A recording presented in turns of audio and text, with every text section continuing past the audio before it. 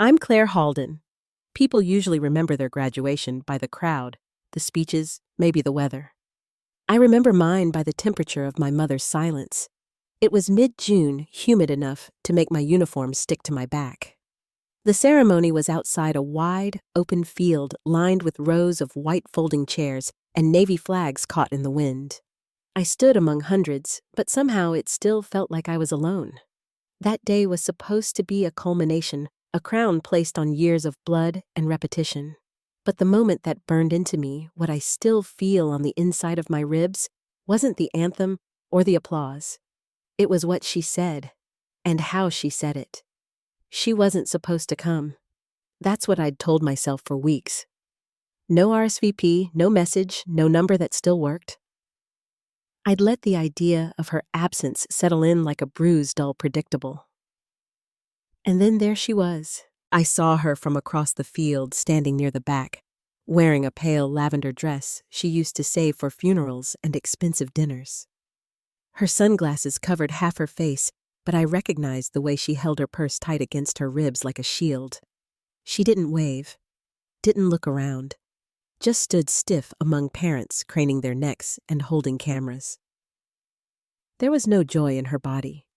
She looked like someone attending a trial. I should have looked away. But something in me, some rusted part that still ached for her approval, kept glancing back.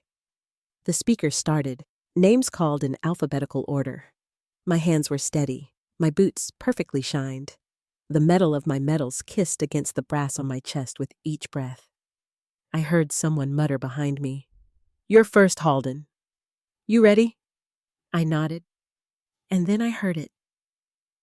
Not my name, not yet. Her voice. "That's not my daughter." That sentence was soft, not a shout. But I heard it like a slap, and so did the woman next to her, whose eyebrows jumped. My whole body went cold, like stepping into the ocean in October. I didn't react. I kept my face forward, breath controlled, just like they taught us. But inside, everything locked up. It wasn't surprise.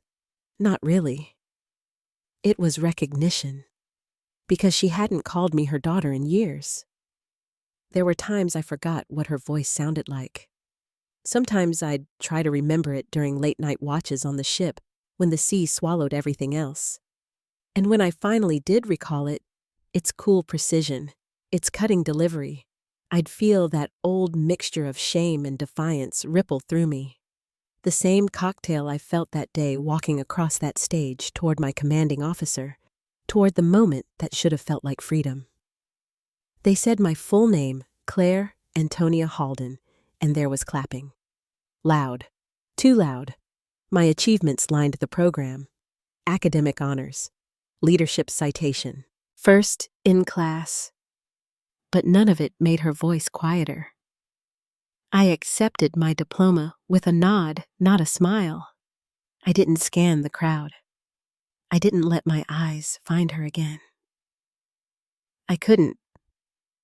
Afterward, people came up to me, shook my hand, called me ma'am, which still felt strange on my skin. My instructor said they'd never seen someone carry such discipline and clarity. One called me a ghost forged into steel. I wasn't sure if that was a compliment or a warning. When the ceremony ended, the crowd thinned like fog, slow and confused. Families huddled for photos, laughter rising in little bursts. I walked away from the field alone into the parking lot behind the chapel, where no one really went. I didn't expect her to follow, and she didn't. But I sat on the curb for a long time, listening to the faint hum of the generator, the whir of a camera drone in the sky. My cap rested in my lap. I kept thinking about that sentence. That's not my daughter. I wanted to believe it didn't hurt, that I'd outgrown her, risen above whatever story she kept telling herself about me. But the truth is, I still wanted her to see me. Not love me, not approve, just see. Because I wasn't who I was when I left her house. I wasn't the girl with knuckles scabbed from punching drywall, or the one who kept a toothbrush hidden in her backpack, just in case she had to run. I wasn't even the scared 17-year-old who signed her name on the Navy papers and didn't tell a soul. I was an officer now, decorated, standing at the start of something I built with my own hands, my own back, my own sleepless nights. And she couldn't see any of it. Not because she didn't want to, but because to see it would be to admit that she had failed, that I had grown without her. So I sat on the curb until the sky darkened slightly, until my name didn't echo in my ears anymore. Then I stood up, brushed off my pants, walked back toward the building where the reception was, and told myself, that name is mine, even if she doesn't claim me, even if she never will. When I was 5, I asked her why she named me Claire. I was sitting on the floor of the kitchen, legs crossed, watching her scrape something burnt off the bottom of a pan. She didn't even look at me when she answered. Just said, because it's short, easy to yell. I didn't understand what that meant then, but I do now. Yelling was how she loved, or how she thought she did. Love for her had a sharp edge, a volume. You had to feel it in your gut, not your chest. When they handed me my diploma, my name echoed through the speakers like a drumbeat, Claire Antonia Halden. My full name, the one she'd never said out loud after I turned 18. The one she'd once scribbled angrily on a release form when I enlisted, barely able to look at the paper. Antonia was my grandmother's name. Her mother. The only woman who ever seemed to make her afraid. I carry that middle name like a second backbone. It stiffens me when I feel like breaking. I didn't see my mother leave the ceremony. She disappeared between names while someone else's child was walking across the stage. Maybe that's how she wanted it to go unnoticed.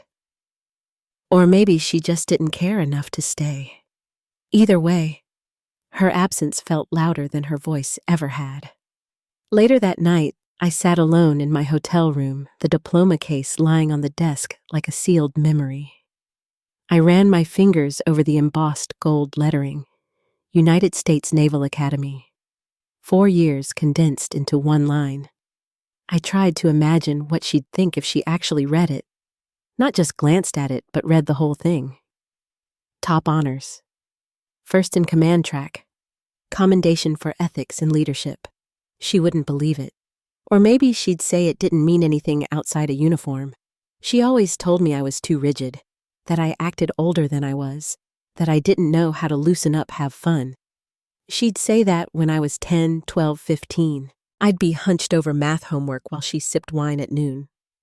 I'd clean the kitchen while she locked herself in the bathroom for 2 hours. She called me uptight, like it was a curse, like it was my flaw. But it was never mine to begin with. I just inherited the mess she didn't clean. Sometimes I think that's why I chose the Navy. I liked the idea of earning something no one could take away from me, not even her. Especially not her. The rank, the structure, the clarity of mission and consequence. No second guessing what someone meant, no walking into a room trying to read the emotional temperature before you spoke. My name became my shield. In boot, in officer training, in every meeting room filled with men who didn't expect me to speak. Halden was a way to make them listen, and they did. But every now and then, like that night after the graduation, I'd say it out loud, and it would still feel borrowed. Because she picked it, not me. I walked to the bathroom mirror and looked at myself for a long time. My collar was creased from the sun. My jaw set too tight. I loosened my tie, ran cold water over my face. The light above the mirror buzzed, slightly flickering at the edges. I said it again. Claire Halden. This time, I whispered it. Not for practice, not for anyone else, just to hear what it sounded like when I claimed it. She didn't get to define me anymore. She gave me a name, maybe even gave me her eyes, her temper, her habit of biting the inside of her cheek when she's nervous. But that's where her influence ends. Everything else I built myself. I thought about the first time someone saluted me. The hesitation in their hand, not because I wasn't worthy, but because I was unexpected. A woman. Young. Sharp. I saluted back with the steadiness I learned in my bones. I thought about my first solo command drill, the one where I made the wrong call and owned it before anyone could speak. The silence in that room felt like power, not shame, because I'd named the mistake before it could name me. My mother never once said she was proud. Not when I got my acceptance letter. Not when I shipped out. Not even when I sent her photos from the golf medals glinting on my chest under sand-choked skies. She said once in a voicemail, "You always think you're better than me." And I deleted it before the beep. I didn't think I was better, just different. Surviving her wasn't my success. Becoming someone she couldn't define that was. Before I went to bed that night, I opened the drawer beside the desk and pulled out the program from the ceremony. I looked at the list. Page 2. First name bolded. Claire A. Halden. First in class. I traced my name with my thumb, then folded the page in half. Not to hide it, but to protect it. I slid it into my bag between my field notebook and the letter she'd written me years ago, but never sent. I hadn't read it yet. Still didn't want to. It stayed folded, tucked away like a photo of someone you don't talk to anymore but can't quite throw out. Because despite everything, the name is still mine. Even if she gave it to me for the wrong reasons. And I'll keep making it mean something else. There was a space under the basement stairs where light didn't go unless you begged it. A triangle of silence, musty and unfinished, stacked with old paint cans and bags of clothes too small for anyone we still knew. That's where I kept the candle. I stole it from a yard sale down the street. I was 15. No one saw me take it, thick wax, deep red, scented like cinnamon and pine, a holiday blend that didn't belong in our house. It had one of those wooden wicks that crackled when it burned like fire, pretending to be company. I lit it the first night after one of her episodes, as the neighbors called them. I don't remember what set her off. Might have been the electric bill. Might have been me breathing too loud. She'd knocked a plate off the counter, blamed it on my elbows, and locked herself in the bedroom with a bottle that was almost empty and a phone that never rang. I went downstairs, pulled my knees to my chest, lit the candle, watched it sway in the dark like it had secrets. That little flame made me feel like I wasn't waiting anymore, waiting for her mood to shift, waiting for the storm in her to pass, waiting to be seen, or blamed, or ignored. There was a comfort to that corner. It wasn't kind, not warm, not safe. It was mine. The flicker painted shapes on the walls. Sometimes I'd trace imaginary battlefields on the concrete with a broken chopstick I found in a drawer. Little units, little enemies. I didn't know tactics then, not real ones. But I knew how to win in my head, how to move through an enemy's territory and not flinch. Years later in training, they taught us terrain strategy, enemy anticipation, lines of approach. It was all numbers and logic and hard math. But I remembered the maps I drew under the stairs, drawn not to win a war, but to imagine a world where I could move freely. I never told anyone about the candle, not even in boot when we had to share something personal during peer bonding. I gave them some story about hiking alone as a kid, pretending to be lost on purpose. That was true too. But the candle was the real thing, the soft glowing rebellion, my private ritual in a house that never gave me space. I think my mother knew about it. One day, the candle disappeared. No questions, no lecture. Just gone. She never said anything, and I didn't ask. But 2 weeks later, I found it back in its place, wick blackened, slightly melted used. That was her way, taking things and returning them just enough to remind me she still had control. She didn't know what the candle meant, or maybe she did. Maybe she lit it once just to see what I saw. After graduation, I went back to that house once. Just once. She wasn't there anymore. Some neighbor said she moved to Arizona with a man who sold air purifiers.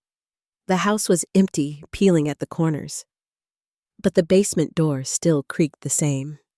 The air still smelled like dust and mildew and regret. I walked down slowly, hand on the rail heart, strangely steady, and it was still there. Not the candle that was gone, but the wax stain faint but real on the concrete beneath the stairs. A little oval shadow burned into time. I knelt there for a moment, pressed my fingers to the spot like it might still be warm. It wasn't, but it wasn't cold either. I thought about what would have happened if she had found me sitting down there all those years ago. What she would have said. Probably nothing. Maybe just turned away and shut the door like she used to when I talked too much. She didn't believe in comfort, not even small kinds. She said it made people weak. But that candle made me strong. It taught me how to breathe in the dark, how to be still without disappearing, how to hold my own heat when nobody offered any. Everywhere I went after that, every base, every room, every rack I slept in, across 4 continents, I carried a lighter and a tiny tea light hidden in my gear. I never used it, not once, but just having it with me was enough. It reminded me that I could make light when I needed it. That silence didn't own me, that she didn't own me. And the night before graduation in that hotel room, I lit a candle again. Not the same one, just a white stub I picked up at a drugstore nearby. I set it on the windowsill, let it burn as I cleaned my shoes, checked my medals, pressed the edges of my uniform flat. Outside, the city buzzed quietly. The moon hung low, heavy, like it was waiting too. I didn't light it for her. I lit it for the girl in the basement who thought she had to earn love by disappearing, and for the woman I'd become who finally knew better. She always clapped the loudest for other people's kids. It became a kind of running joke in my mind, though no one ever laughed. Recitals, church plays, spelling bees, she'd find some child in the front row, a little cleaner, a little blonder, usually with a mother who wore lipstick to the PTA meeting, and she'd beam. Clap, like the stage was hers too. Once at my cousin Marcy's piano recital, she stood up for an encore that didn't happen. Her hands came together so sharp and quick, it startled the pianist. When it was my turn, her hands stayed still. At first I thought maybe she was just distracted. Then I thought maybe I didn't deserve the clapping. Maybe I was too flat in the choir, too nervous on the science fair stage. But no, I was good. I knew I was good. Everyone else said so. I just wasn't hers, not the version she wanted. And maybe I never had been. At graduation, it happened again, right before they called my name. We were standing in line behind the bleacher sun, baking down our shoulders, sweat pooling beneath our collars. A commander walked by with a clipboard murmuring the order like it mattered anymore we already knew. My name was at the top. The bleachers were packed, rows and rows of families holding signs and flags, some in suits, some in sun hats. And there she was, 3rd row from the back, sunglasses still on, arms crossed like she didn't want to touch anything. A girl named Emily Brooks walked across the stage 2 names ahead of me. She was fine, smart, quiet, not top of the class, not leading anything. Her name was called, and I swear to God I heard my mother clap. Not just polite applause, enthusiastic, 4, maybe 5 strong claps. I counted. I always count. And then my name, Claire Antonia Halden. First in class. Silence from her corner. I heard it the same way I'd hear a dropped fork in a crowded mess hall out of place deliberate. The woman beside her turned her head slightly as if checking who hadn't clapped. That's when she said it too. Right after my name landed, and the first wave of applause rose around me. That's not my daughter. She didn't shout it, just said it like fact, cool and even. As if she'd been waiting all day to make that distinction. It should have hurt. Maybe it did. But the ache had worn itself into a groove years ago. It was a familiar pressure behind my sternum, tight, but survivable. Because here's the thing, strangers clapped. My fellow officers clapped. The people who knew my sleepless nights, who had drilled with me in freezing wind, who saw me break open and build myself again. They stood, and she did not. After the ceremony, I found her in the back lot again. Same spot, leaning against the side of a silver sedan that didn't belong to her. Maybe it was a rental. Maybe it was borrowed. She didn't look up when I walked past her. She was smoking a cigarette she couldn't finish. "You looked stiff," she said. I stopped. Didn't turn around. Let the wind carry the smell of tobacco past me before answering. "It's a uniform." She didn't respond. I almost asked her why she clapped for Emily Brooks. Almost, but I didn't need to. I already knew. Emily's mother was in the seat beside her. They talked before the ceremony. Laughed once. That was all it took. My mother could attach herself to any family as long as it wasn't her own. I used to wonder if I reminded her of something she wanted to forget. Maybe my father. Maybe her own mother. Maybe herself. But over time, I stopped wondering. It didn't matter what she saw when she looked at me. What mattered was what I saw when I looked in the mirror. And that day in that mirror behind the podium, I saw an officer, a leader, someone who earned every thread on her shoulder. And yet, part of me still ached to be seen by her. Just once. Not approved, not praised. Just recognized. Instead, I watched her walk away after she said I wasn't hers. Like she believed it. And maybe that was the last gift she ever gave me. Freedom from trying.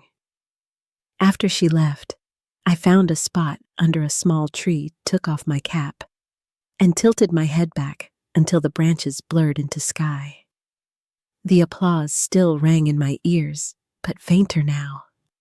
Behind it, the buzz of her indifference, still humming like a sore tooth. I thought about the candle again, the way it flickered, the way I clapped for it in my own way, just by sitting there with it, just by letting it burn. Maybe that's what I'd been doing my whole life, applauding the tiny parts of myself no one else bothered to see. And maybe now that was enough. When I first saw myself in the uniform, I didn't recognize the girl underneath. It was the mirror in the barracks, foggy, streaked from too many rushed mornings. But still I stopped and stared. The lines were sharp. The fabric heavy and exact. I stood straighter without trying, my name stitched above my heart like it belonged there. Halden, all caps, black thread. Nothing about it asked permission. But under the fabric were bruises no one saw. Not the kind from drills or obstacle courses. Not the kinds we joked about during mess hall breakfasts. These were older, quieter. The kind that taught you not to speak unless you were sure. The kind that made you memorize the sound of a door slamming upstairs. Footsteps overhead, the difference between drunk and just angry. The bruises taught me how to move before someone noticed me. To step light, to make coffee, right to duck when the tone shifted. Those bruises got me through boot. I remember the first time I bled in uniform. I mean, really bled. I tore the skin off my palms during climb trials on week 2. Rope burn. It went deeper than I thought. I could barely grip my pen during evening coursework. But I didn't say anything. I wrapped it in gauze and duct tape. Finished my drills. The next morning, my commanding officer asked if I was favoring my right hand. I told him I had a paper cut. He just looked at me and nodded once. Didn't push. That's how I knew he came from someone like her, too. Pain wasn't new to me. Not physical, not emotional. What was new was that no one here used it against me. It had a purpose. Conditioning. Endurance. A test, yes, but not a trap. Back home, pain was currency. A way to win. To control. My mother could drag you through hell with a single raised eyebrow. Could draw blood with her voice. When she didn't touch you, it hurt worse. Like the absence of warmth from a stove you know should be hot. There were nights I stood outside our old house, holding the screen door open, waiting for her to unlock it. Not because I forgot my key, but because she'd locked the bolt from the inside. Silence pressing against the glass. I stood in the rain once. 28 minutes. I counted. I learned then that sometimes being let in still meant being left out. So when I earned that uniform, not just wore it, but earned it, I didn't smile. I didn't call anyone. I took a breath that felt bigger than my body and tucked the moment inside. Some people take selfies on milestone days. I didn't. I didn't need the proof. The uniform was already written into my skin, and yet, the day I wore it for graduation, I felt her eyes on me. I didn't look at her, but I felt them, scanning. Not proud, not moved, assessing, like she was watching a stranger in someone else's clothes. I wondered if she recognized what it cost. The hours, the exhaustion, the moments I thought I'd break and didn't, the way I'd folded pain into focus, how I'd taken her sharpness and made it into strategy. But she only saw the brass, the metals, the shine, the part that made her uncomfortable. She used to say I was too ambitious, like that was an insult. "No one's going to clap for you in the real world, Claire," she'd snap whenever I brought home good grades or new certificates. Stop chasing gold stars. So I stopped bringing things home. I started locking them in my drawer. Now my uniform is heavy with those gold stars. But they're not for clapping. They're reminders that I survived a place that tried to erase me, that I built something she couldn't destroy. Even if she said to my face that I wasn't hers. Even if she looked at that uniform and saw a lie. I looked at it and saw every fall I got up from. Every yes ma'am I earned. Every scar I didn't cover up. The morning after graduation, I sat on the hotel bed in full uniform. Just for a moment, to feel it again before packing it up. I ran my fingers over the hem of the sleeve where the stitching had come loose during the commissioning ceremony. Tiny thread, easy to miss. It reminded me of the bruises, the ones that never fully surfaced, the ones I carried beneath my ribs. Proof of everything I came from, and everything I refused to be. There was a closet near the front door of our old house that no one opened. Not really. It was just there, a rectangle in the wall, beige painted wood, with a doorknob that stuck if you didn't twist it just right. For years, it sat like a sealed-off room in a museum. Untouched, but always humming.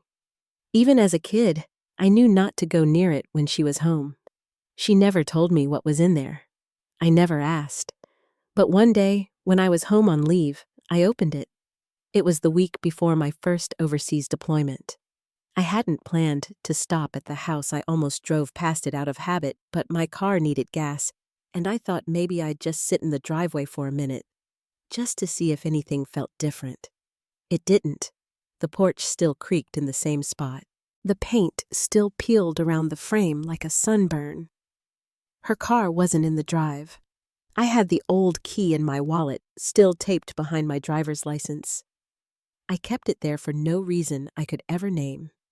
Inside, the air was thick with dust and citrus cleaner, like someone had tried to make the place smell alive again. I don't know why I walked straight to the closet.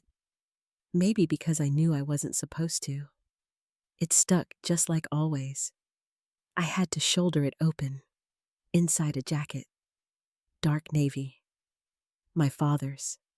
Still holding the fold at the sleeves where he used to roll them back. There were shoes, old wedding shoes, the ones she wore the night she came home drunk and told me she married the wrong person on purpose. A yellowing shoebox with photos she never let me see. A paper grocery bag filled with letters curled at the corners. And on top of it all, a single envelope. My name on it. Claire. No last name. Just the one she gave me. It was dated the year I enlisted. I stared at it like it was ticking. I didn't open it then. My heart was too loud. My hands too still. I slipped it into my coat and closed the closet slowly, carefully, like I might wake something inside it. I didn't take anything else. Just the letter. I didn't even tell her I'd been there. And for weeks, that envelope sat in my sock drawer on the ship, wrapped in a plastic bag hidden under the corner of my bunk. I looked at it some nights before lights out. Just stared at the handwriting. Slanted careful. Not the rushed grocery list script she used on bills. This was something else. I never opened it. Not then. Because whatever was in that letter, apology, confession, threat, blessing, it wasn't going to change anything. It wouldn't undo the years of silence. It wouldn't rewrite the nights I slept in the library to avoid going home. It wouldn't erase the graduation moment where she made it clear I didn't belong to her. But I couldn't throw it away either, because a part of me, the part still sitting under the stairs with the candle, needed to believe there was something left to uncover. Something that might explain why a mother could become a stranger while you were still learning how to spell your own name. And maybe it wasn't even about her. Maybe it was about me. Maybe I needed to know how she saw me, even if it hurt. Even if it made me angry all over again. That letter stayed sealed through 2 deployments, 4 relocations, 1 near-fatal training accident, and dozens of command briefs. It moved with me like a ghost I chose not to exorcise. I started to forget it was even there. Until graduation. Until she stood in that crowd, sunglasses on hand still, and said, "That's not my daughter." And for the first time, I wanted to know why.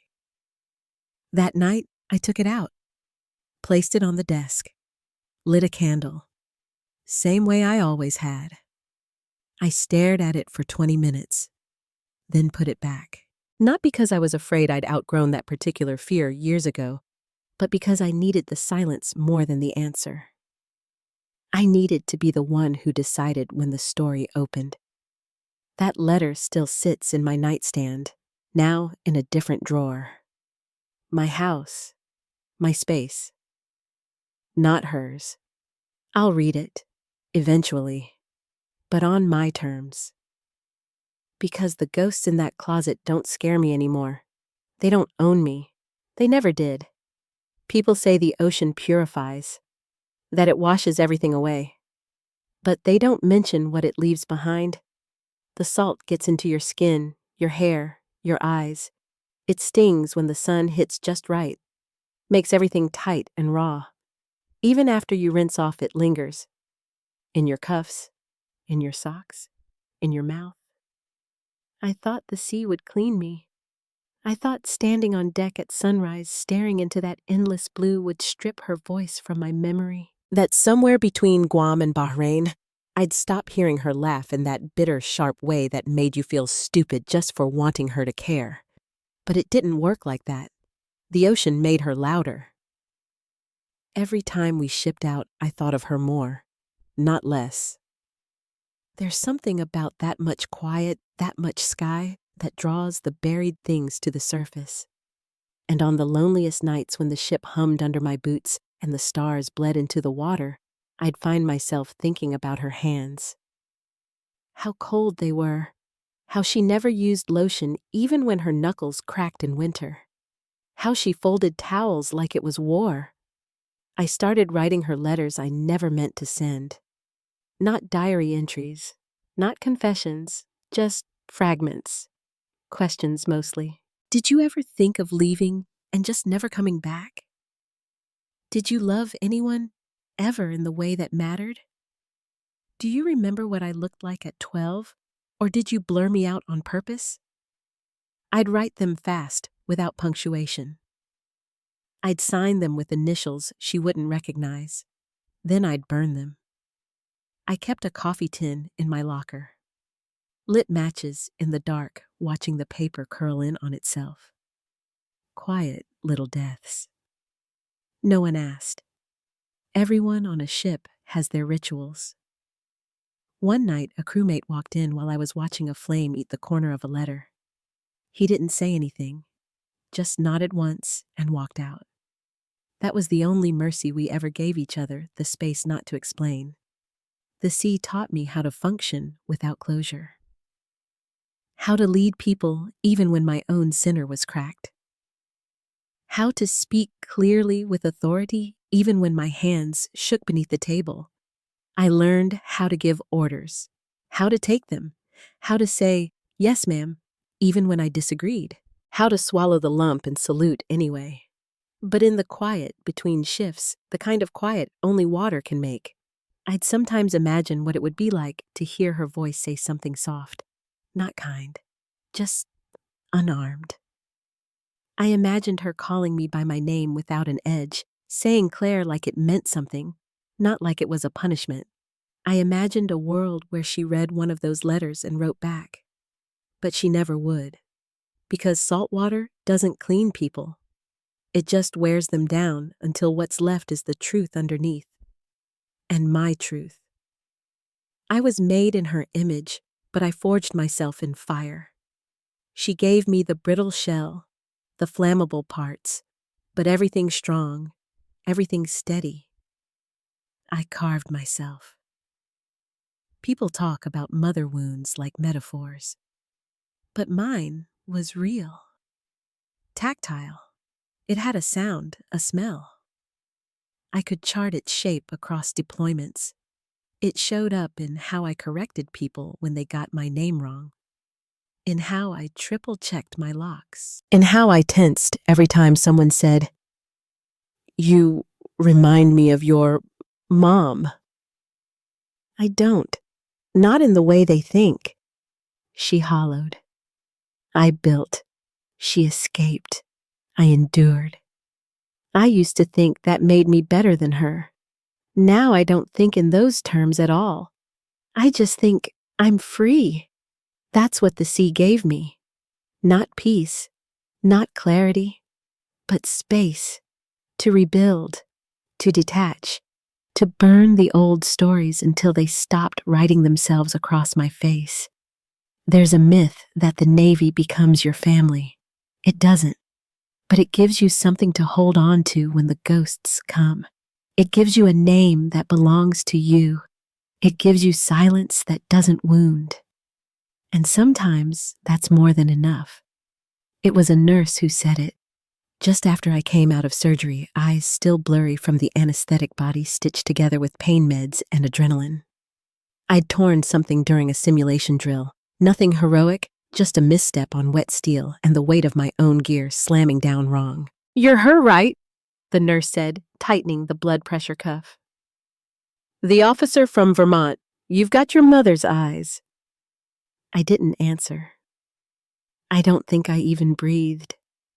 She smiled like she'd said something comforting, like she thought I'd glow with recognition. Instead, I stared at the speckled ceiling tiles and counted to 10, slow and hard to keep from showing anything on my face. People don't realize what they're doing when they say things like that. Your mother's eyes. Your mother's voice. You sound just like her. You're a spitting image. No one ever says your father's silence. Your own backbone. Your different ending. After the nurse left, I got out of bed too early, nearly blacked out in the bathroom, and caught a glimpse of myself in the mirror. Pale, shadowed, wrapped in bandages. I leaned closer, looking for her in the angles. The shape of my mouth hers. The line at my hairline hers. That sharpness around the eyes that made strangers think I was judging them before I spoke. Also hers. I gripped the sink and whispered, "No." It wasn't defiance. It was defense. A refusal. An incantation. Because looking like her isn't the same as being her. I've studied my own face long enough to know where I end, and she begins. She used her eyes to shut people out. I use mine to scan a room to read danger to command without raising my voice. That's the difference. Mine don't lie for survival. They see. Still, the resemblance rattled me. It got in deep like seawater under skin and stayed there. I started noticing it more after that. In a photograph, someone snapped of me in dress whites, my chin tilted just so I saw her there. In the reflection of a storefront window, fast and vague, walking past a man who flinched like he owed me something, I saw her then, too. And once late at night on the ship, a younger cadet asked if I had any family. I said no. She paused, unsure, then said, "Sorry, You remind me of someone." And I smiled, but not kindly. I don't keep pictures of her. Not in drawers, not online. If someone found an old yearbook, they might recognize the overlap, the same eyes, same cheekbones, same slight downturn at the corners of the mouth. But they wouldn't see what I see. They wouldn't see how differently we use the same face. She used hers like a weapon. I use mine like armor. And sometimes that frightens me more than I'll admit. Because I've wondered if I hadn't left, if I hadn't pushed hard enough and long enough to outrun her orbit, would I have become her? Would I have passed down the same cold detachment, the same venom wrapped in silence? Would I have clapped for someone else's child and turned away from my own? There's a version of me that stayed, that never enlisted, that kept waiting for her to apologize. I hate that version, but I pity her too, because she still thinks the resemblance might matter, that it might one day be enough. I know better. It's just skin and shadow, just the echo of genetics. The things that make me who I am can't be inherited. They're earned, learned, forged. You don't get scars like mine from birth. You get them from choosing the hard way over and over until it's the only way that fits. So when people say I look like her now, I don't correct them. I just walk away. Let them imagine the rest. Let them believe blood means something it doesn't. Because I know the truth. She gave me the shape of a face. I gave it purpose. And that's the only reflection I see. It's just a line now, pale, faint. You wouldn't notice it unless I pointed it out, a crescent on my left palm, tucked into the lifeline like a secret. But I know it's there. I know how it got there. It happened during SEER training, survival, evasion, resistance, and escape. The part of training where they break you down, build you back up, then break you again. Where everything you think you know about strength gets turned inside out. The injury wasn't dramatic. There was no explosion, no violence, no heroic twist. Just a jagged shard of metal on a rusted-out doorframe, and my hand moving too fast, too stubborn to slow down. It cut deep. Blood welled quick, like it had been waiting. Someone shouted for the medic. I waved them off. I wrapped it in my sleeve, gritted my teeth, and finished the exercise. 27 more minutes. No bandage, no timeout. I wanted to remember what it felt like, because that pain, sharp, sudden, all mine was different from everything I'd carried before. It wasn't inflicted. It wasn't punishment. It wasn't hers. It was mine. That mattered more than I expected. When the wound scabbed, I didn't pick at it. When it healed, I didn't hide it. And when the scar set in small and perfect, I traced it with my thumb until the nerve went dull. It became a marker. Not of weakness, of ownership. Because when you grow up under someone like her, you learn early that pain is something people give you. A slammed door, a slap that comes with no warning, a silence that stretches into months. You learn to flinch before you feel anything. You learn to scan every room not for threats, but for intent. What Seer taught me, what that scar taught me, is that pain can be chosen, and chosen pain changes everything. Instructors watched us closely during that phase, not to see who cried or cracked, but to see who understood the difference between breaking and surrendering. I didn't break, I bled. There's a power in that distinction. Sometimes, late at night, I'd catch other cadets staring at their own hands, their own bruises, tracing their own maps of survival. Nobody ever said what they were thinking, but we all knew. Pain is a story, a language, and those of us fluent in it recognized each other. The scar became my own dialect. Back home, she once told me, pain made people bitter. She said it like a warning. You keep storing it like that, she said, you're gonna rot from the inside. I don't think she understood the difference between storing and carrying. I don't store my pain. I wear it, like rank, visible only to those who've earned the right to notice. And sometimes, not even them. Years after Seer, I sat in a briefing room giving orders to a group of men twice my age.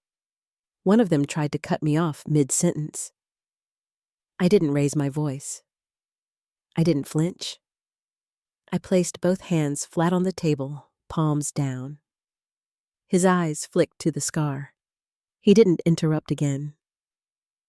I don't know if it was the mark that stopped him or the way I held it, but I remember that moment because it reminded me that everything I am, every inch of resilience, every layer of command was not inherited. It was earned with blood and silence and refusal. Sometimes I wonder what she would say if she saw it.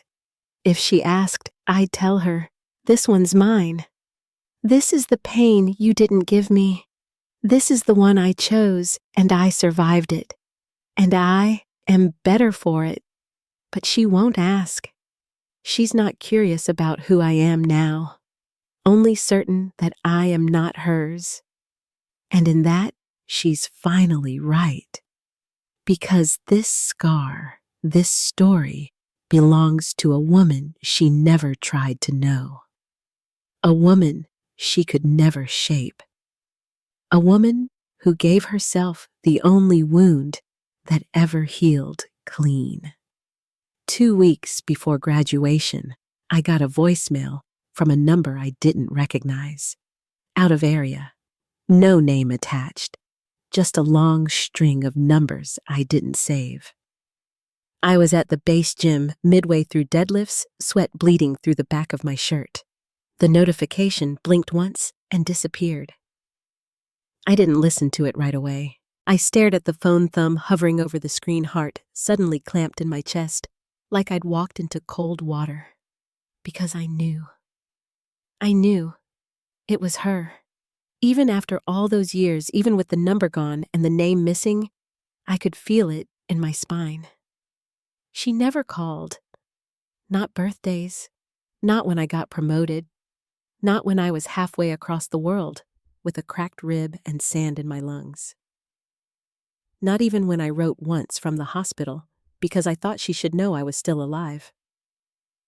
She didn't call then, but she called now and left a message. I waited until I got back to my room. I closed the door, turned off the lights, sat on the edge of my bed like I was about to be sentenced. Then I hit play. Her voice was the same. Not aged, not softened, just distant. Claire, I'll be there. Don't think I forgot you. That was it. 10 seconds. No, I'm proud of you. No congratulations. Just that flat sentence dropped like a stone. I replayed it, again and again, until I could write down the pauses, the tone, the way she said Claire, like it belonged to someone she used to know. The words weren't what got to me. It was the choice. She chose to call. She chose then, 2 weeks before the biggest moment of my life. After everything. After the years. After the silence. I'll be there. It wasn't a promise. It was a statement. And I didn't believe her. But I believed the intention behind it. That she wanted to be seen choosing to show up. Not for me. For herself. That was always her way. When I was 13, she once showed up to a parent-teacher meeting, smelling like gin and roses, hair pinned, like she'd stepped out of someone else's life. She sat through 5 minutes of praise about my grades, nodded, then left before the bell. Said she had errands. That night, she yelled at me for not smiling more in public. Said I made her look cold. I learned then that her presence came with a price, and that price was always performance. So, when I heard her voice on the voicemail, I didn't feel hope. I felt the old warning. Like a wire stretched too tight. Like something forgotten that still holds its charge. I didn't tell anyone about the message, not even my CO. It wasn't worth explaining. But it stayed with me, in my ears, in my chest. I heard it when I cleaned my boots, when I ironed the fold in my trousers, when I recited my own name before bed like a kind of shield. I'll be there. I thought maybe she wouldn't come. That maybe she'd call again with an excuse. A flight delay. A bad back. A new boyfriend. But she showed up. Not for me. For the mirror. She arrived late in that pale lavender dress, the one that made her look like she was always on her way to some distant, elegant tragedy. She stood in the back row, sunglasses on, arms crossed. And when my name was called, the first name, the one they read loud and clear, she leaned toward the woman beside her and said it. That's not my daughter. I don't know if the voicemail was meant to prepare me, or distract me, or just remind me that she could still insert herself into any room I built to keep her out. But I kept the message, even now. It's saved under voicemail 1. I never renamed the contact. I haven't listened to it again, because I remember every word. And more importantly, I remember the silence that followed it. That was the real message. That I could do everything right, everything she said I never would, and still she'd stand there and choose not to see me. I used to think that meant I failed. Now I know it means I finished. I outlasted her version of me. I left her voice where it belongs, in the past, in the quiet, in the space between who I was and who I became. And someday, maybe, I'll delete that message. But not yet. Because I want to remember what it sounded like when she realized I'd built something she couldn't claim. After the ceremony, the crowd thinned like it always does after something ends. There was a strange hum in the air, pride, relief, exhaustion. Families huddled for photos. Officers laughed too loud. Someone dropped a cap, and it rolled across the pavement, catching the last of the sunlight. I walked away from it all, past the auditorium behind the administration building into the back lot where the grass broke through cracks in the asphalt. It was quieter there, empty except for a few delivery trucks and a silver sedan I didn't recognize. She was leaning against it, cigarette in hand, like she was waiting for a train that would never come. Her shoes were too clean. Her dress hung off her like it didn't belong. She didn't look up when I approached. I stopped 5 feet away. She took a drag. Exhaled slow. "You always stood like that," she said. Hands still, like a statue. I didn't answer. Not right away. "Statues don't flinch," I said finally. She smiled, but it didn't reach her eyes. "You looked important up there." "I am," I said. She didn't flinch either. There was a long silence between us. Not tense, just full. Like we were both waiting to see if something would rise from it. She flicked ash off the end of her cigarette, watching the embers fall to the concrete. "I saw the medals," she said. "What are they for?"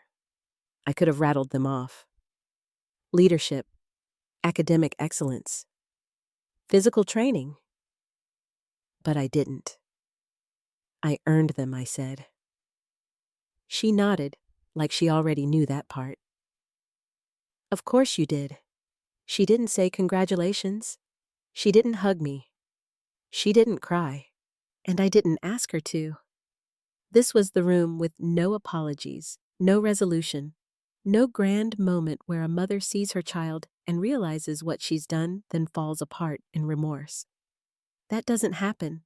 Not in real life. Not with people like her. She didn't come to be forgiven. She came because part of her still needed to prove she could show up. Even if it was too late. Even if it was wrong. Even if she had to ruin the moment to feel like she still had a place in it. "That wasn't a dig," she added. "About the way you stood." I meant it. I didn't respond. I watched the way the smoke curled around her hair. How she looked tired in a way that wasn't about sleep. "You think I'm the villain?" she said. "No," I said. "I think you were a mirror I was forced to stare into too young." That stopped her. She dropped the cigarette, crushed it beneath her heel. For a moment, she looked like she might speak again. Say something real. Ask something hard. But she didn't. She just stepped back, opened the car door, slid inside. One hand on the wheel, the other on the mirror, adjusting it, though no one else had driven the car. I didn't move. She started the engine. Let it idle. Then before pulling away, she looked at me through the windshield and nodded. Just once. Like that's all she had left. And then she drove away. No words. No waving. No closing line. Just gone. This time, I didn't watch her taillights disappear. I turned my back before the car even left the lot. Because I didn't need closure. I didn't need her story to be rewritten. I just needed space. And standing there alone in the late afternoon sun, uniform sharp against my skin, I realized I had it. Not given. Not inherited. Taken. Built. Owned. I walked back to the reception hall. The flags were still fluttering. The music was still playing. People were still smiling. I walked in like I belonged.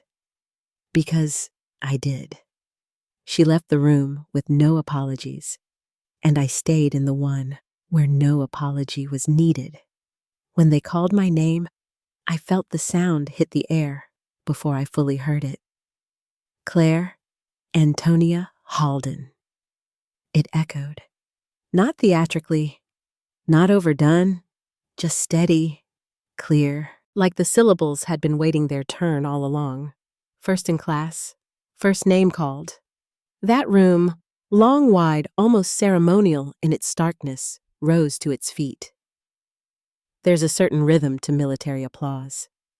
It's not chaotic. It's not mindless. It's respect measured in hands and posture. And when it happens for you, it doesn't feel like a celebration. It feels like acknowledgement. I walked forward. Every step was rehearsed. Not for show, for grounding. Left, right, breathe. Don't adjust your collar. Don't look down. The flags behind the podium moved just slightly the way they always did in crosswinds, like they were nodding. I didn't scan the audience.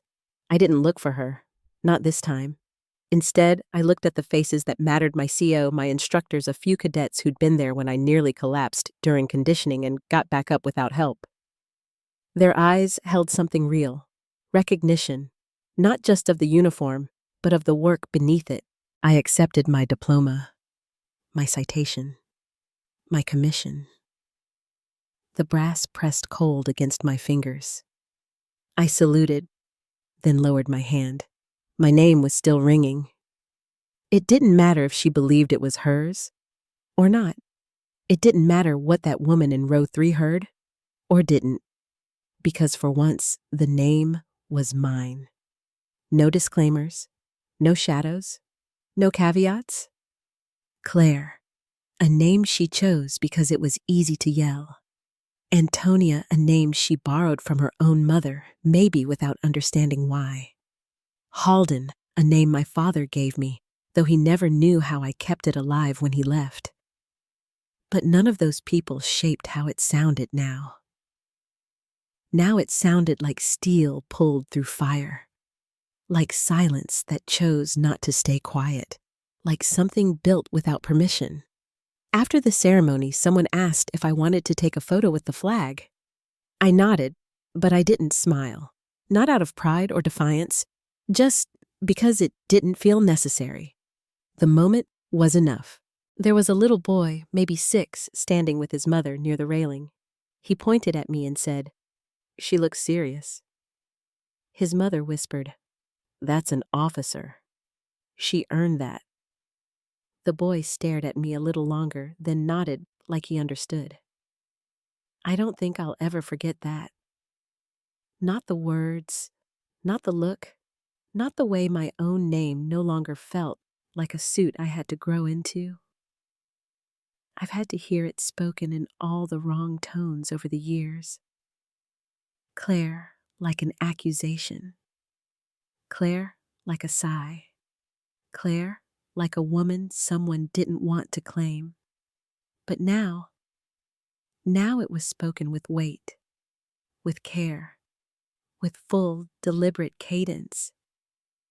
My name, out loud, in a hall that knew what it meant. I didn't cry. I didn't even feel the heat behind my eyes. What I felt was quieter, deeper. Something like calm, but heavier. It wasn't joy. Joy is too temporary. This was something permanent. I walked off the stage and back into the line, hands steady, spine straight, heels, landing in rhythm with the rest. Later that night, I sat on the bed, uniform still on room quiet. I said it once to the empty space. Claire Antonia Halden. Not as a defense, not as a correction, just as truth. The letter sat on the desk like it had always been there. Small, thin, folded in the kind of envelope that creases too easily. My name, just Claire written in her hand. That same slanted print she used on birthday cards when I was still young enough to think they meant something. I stared at it the night after graduation. Window open, moon overhead, room silent except for the hum of the AC kicking in and out like it couldn't decide what to keep alive. I lit a candle, white, unscented. I'd bought it 2 nights before out of habit. I always travel with a lighter now. One of those engraved kinds with weight. It clicks like punctuation. I'd carried that letter for years, from locker to trunk, from drawer to drawer. It was always there, waiting for me to be ready. I was ready now.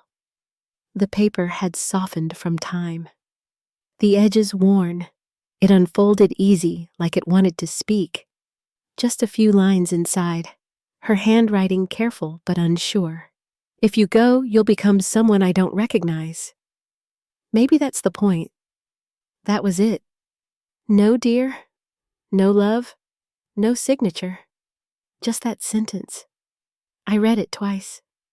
Then again, let the meaning pass through me like rain. No resistance, just absorption.